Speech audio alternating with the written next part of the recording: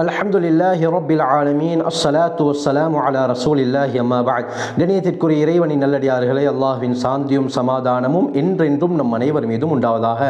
இன்றைய பாடம் நாங்கள் எதை பற்றி பார்க்க போகிறோம்னா, அல் கபாயிர், பெரும் பாவங்களை பற்றி தான் பார்க்க இருக்கிறோம். பெரும் பாவங்கள் என்று வரும் பொழுது ஏராளமான பாவங்கள் இருக்கிறது. குறிப்பாக அல்லாமா ஷம்சுத்தீன் அஸ்ஸஹபி ரஹ்மத்துல்லாஹி அலைஹி, முக்கியமான ஒரு மார்க்கறிஞர், இவருடைய கிதாப் தான் சியரு அலாமின் நுபலா.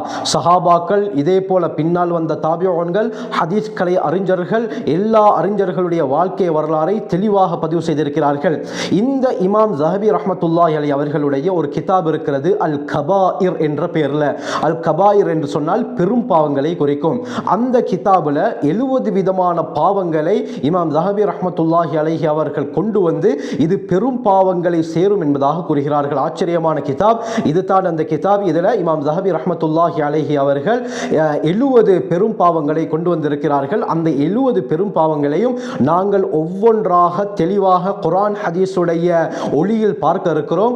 இந்த பாவங்களை நாங்கள் அறிந்து கொள்வதோடு மற்றவர்களுக்கும் ஷேர் செய்து இந்த பாவத்திலிருந்து நாங்கள் தவிர்த்து கொள்வதற்கு முயற்சி செய்ய வேண்டும். அருமையானவர்களே, இந்த பெரும் பாவத்துக்குரிய வரைவிலக்கணத்தை இமாம் ஸஹபி ரஹ்மத்துல்லாஹி அலைஹி அவர்கள் கூறும் பொழுது, தஅரீஃபுல் கபாயிர், பெரும் பாவங்களுடைய வரைவிலக்கணம் என்னவென்று சொன்னால், மா நஹல்லாஹு வ ரசூலுஹு அன்ஹு ஃபில் கிதாபி வ சுன்னதி என்று கூறுகிறார்கள்.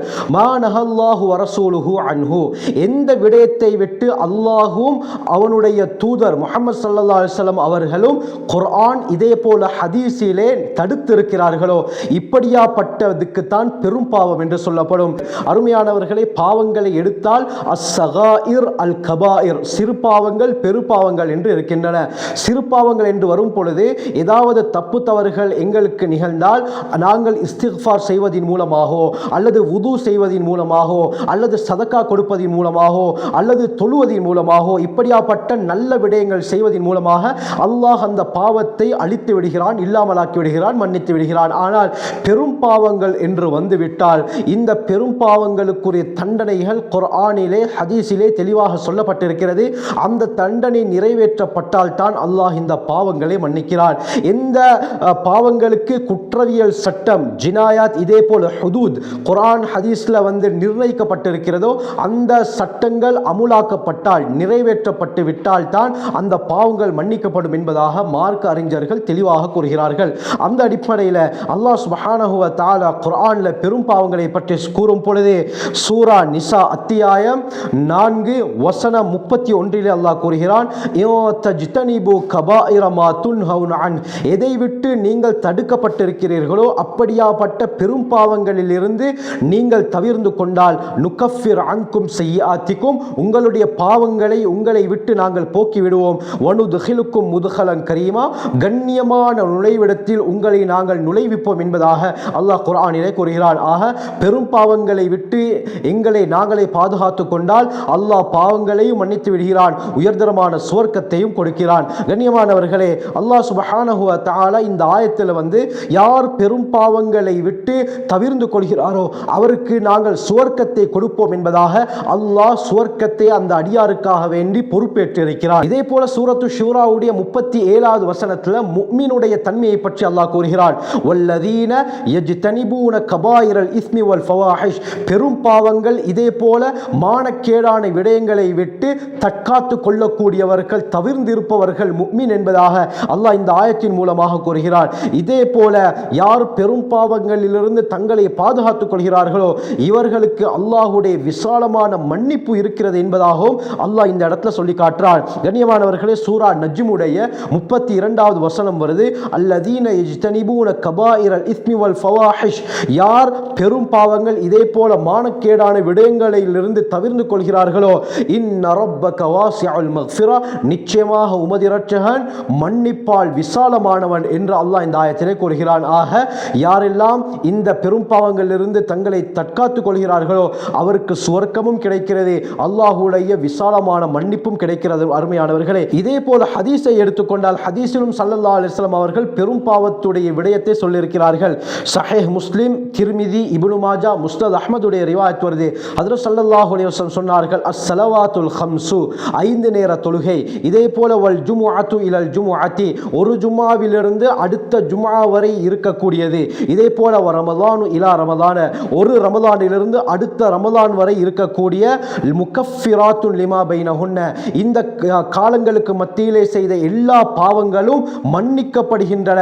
ஆனால் பெரும் பாவங்களை விட்டு தவிர்ந்து கொண்டால் என்ற ஒரு நிபந்தனையை ஸல்லல்லாஹு அலைஹி வஸல்லம் சொல்லியிருக்கிறார்கள்.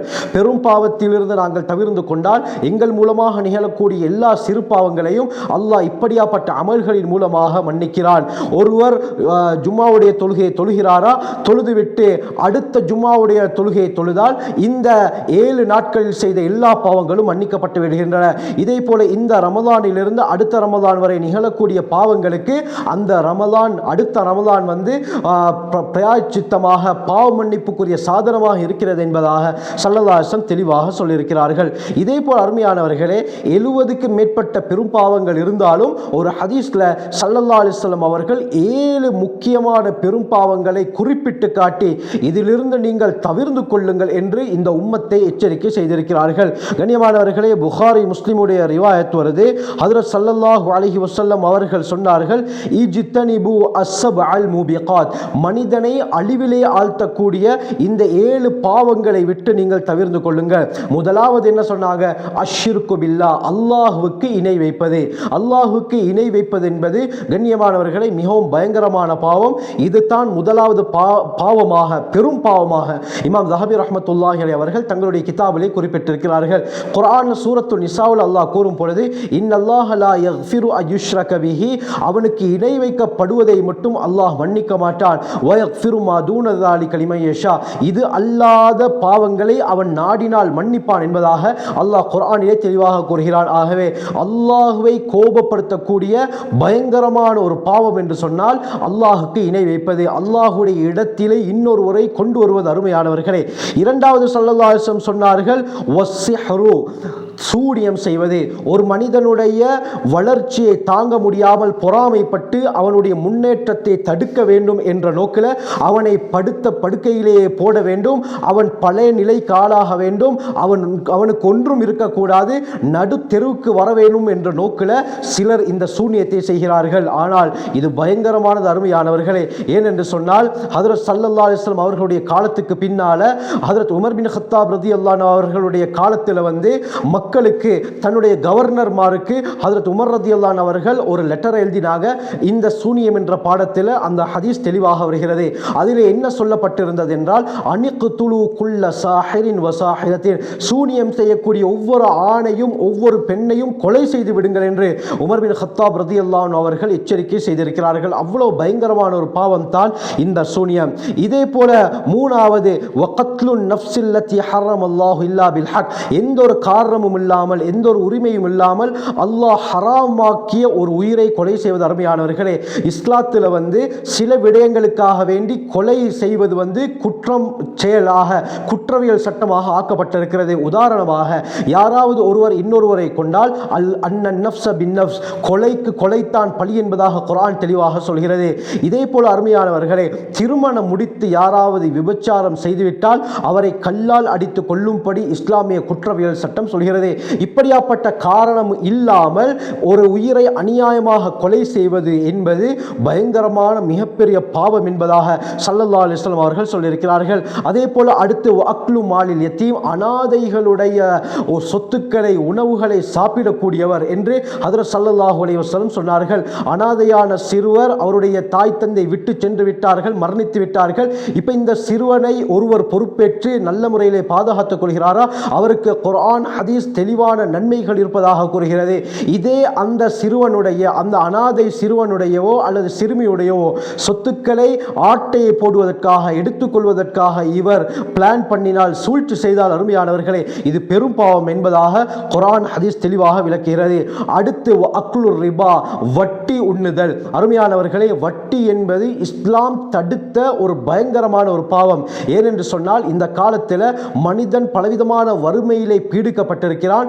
மனிதனுடைய வாழ்க்கையில் வறுமை ஏற்படுவதற்கு பல காரணங்கள் உள்ளன. அதில் முக்கியமான பிரதானமான காரணம் என்னவென்று சொன்னால் இந்த வட்டி. அருமையானவர்களே, யாரெல்லாம் வட்டியுடன் தொடர்பு பட்டிருக்கிறார்களோ இவருடைய சம்பாத்தியம் ஹலாலாக இருக்காது, அது ஹராமாகத்தான் இருக்கும். அப்படி இருந்தால் இவர் கையேந்தும் பொழுது இவருடைய துஆ எப்படி ஏற்றுக்கொள்ளப்படும்? அருமையானவர்களே, நாங்கள் சற்று யோசித்து யோசித்து பார்க்க வேண்டும். அடுத்து ஸல்லல்லாஹு அலைஹி வஸல்லம் சொன்னார்கள், வத்தவல்லி யௌம ஸஹ்ஃபி, யுத்தத்துடைய சந்தர்ப்பத்தில் புறமுதுகிட்டு ஓடக்கூடியவர், எதிரிகளுடைய வலிமையை பார்த்து இவர் கோழையாக மாறி பயந்து அந்த யுத்த மைதானத்தை விட்டே விரண்டோடியவர், இவருடைய செயலும் பெரும் பாவம் என்பதாக ஸல்லல்லாஹு அலைஹி வஸல்லம் அவர்கள் தெளிவாக சொல்லியிருக்கிறார்கள். இதே போல 7வது வகத்ஃபுல் முஹ்ஸனாத்தில் காஃபிலாத்தில் முஃமினாத், முஃமினான எந்த விதமான தவறும் செய்யாத பத்தினியான பெண்களை இட்டு கட்டக்கூடியவர் என்று நபி அவர்கள் சொன்னார்கள். பத்தினியான ஒரு பெண் இருக்கிறார், இந்த பெண்ணை இன்னொருவருடன் சேர்த்து இட்டு கட்டி பேசுவது, இந்த பெண் அவரோடு இருந்ததை நான் கண்ணால் கண்டிருக்கிறேன் என்று பொய்க்கு இட்டு கட்டி பேசுவது. அருமையானவர்களே, பத்தினி பெண்களை இட்டு கட்டுவது என்பது மினல் கபாயிர், பெரும் பாவங்களை சேர்ந்தது என்பதாக ஸல்லல்லாஹு அலைஹி வஸல்லம் அவர்கள் தெளிவாக சொல்லியிருக்கிறார்கள். ஆகவே இப்படியாப்பட்ட பயங்கரமான பாவங்களிலிருந்து அல்லாஹ் எம்மையும் எம்முடைய குடும்பத்தாரையும் நம்முடைய சந்ததியினரையும் அல்லாஹ் பாதுகாத்தருள்வானாக. இன்ஷா அல்லாஹ் இந்த பாடத்தில் அடுத்தடுத்து ஒவ்வொரு முக்கியமான அந்த பெரும் பாவங்களை பற்றி தெளிவாக பார்ப்போம். ஜஸாக்குமுல்லாஹு கைர். வாஹிரு தஅவானா அல்ஹம்துலில்லாஹி ரப்பில் ஆலமீன்.